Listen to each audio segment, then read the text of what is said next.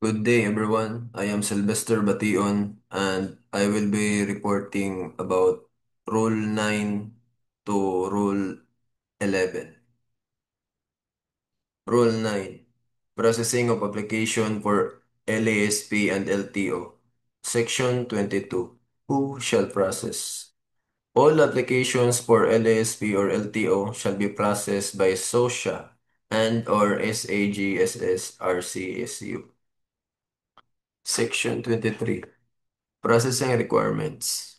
Application shall be processed upon showing that the applicant has all the qualifications and none of the disqualifications, able to submit complete, authentic, and valid documentary requirements, and upon payment of applicable fees, all applications shall be processed by SOSHA in accordance with this IRR.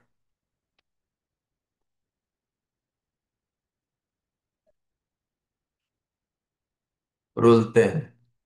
Issuance of LTO and LESP identification card. Section 24. Issuance of LTO.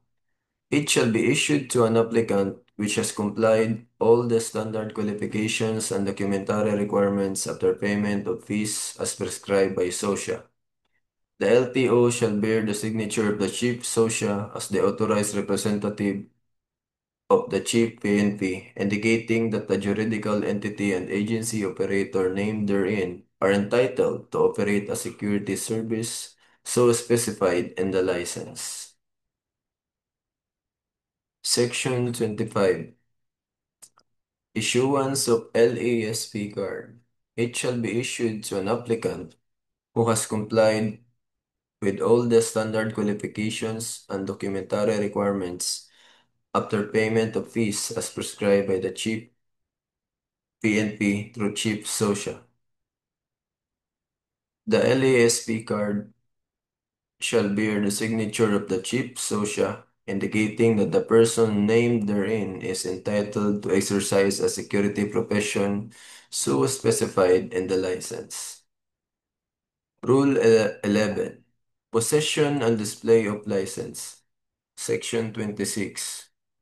Possession of LASP card, all PSPs, while in the exercise of their profession, shall have in their possession a valid LASP identification card.